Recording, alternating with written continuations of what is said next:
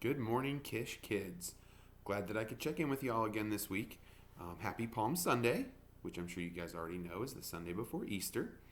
So last week we talked a little bit about what God expects from us. And we talked about what Paul talked to his friends about in the book of Ephesians. So we really focused on how do we make the most out of every opportunity that God puts in front of us in our lives. So today I want to talk to you about something a little bit different, something that Pastor Doug is going to talk to your parents about a little bit this morning. So I want to talk about why we worship God and why we worship God for the right reasons. One of the things Pastor Doug is going to talk about is how often do we worship God, but sometimes we do it for the wrong reasons. And that's a really tough question for even a grown-up to answer, because it's very, very easy for us to worship God whenever everything is going great. So for us as kids, whenever we win the big game or we get good grades on a big test or we get the things that we want in life, it's really easy to worship God then. And don't get me wrong, we should definitely worship God during those times. But even as adults or grown-ups, it's a lot harder to worship God when things don't go the way we want to. Sometimes we can even blame God when things don't go the right way. So the reason that I want to talk about that is that we should always worship God. Because the reason that we worship Him doesn't come from the circumstances that we encounter in our lives.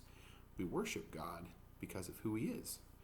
So why should we live our lives worshiping God? So I actually like a verse from 1 Chronicles 16:23 through 27. It says, "Sing to the Lord, all the earth. Tell of His salvation from day to day. Declare His glory among the nations, His marvelous works among all peoples. For great is the Lord, and greatly to be praised, and He is to be feared above all gods.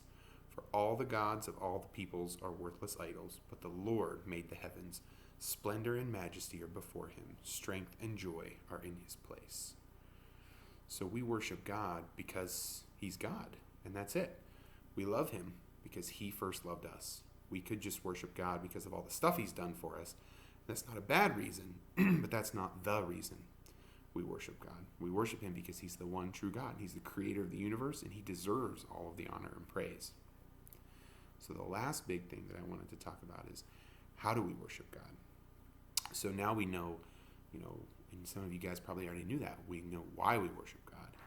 But how do we worship God? And we can probably all think of singing songs to God and praying to Him, and those things are very, very important. We should be doing those things often. We should spend time praying to God every single day. But we also worship Him in how we live our lives and how we obey Him. So we're worshiping Him when we do the right thing, even when no one's looking. We worship Him when we obey our parents. We worship Him when we're kind and generous to other people.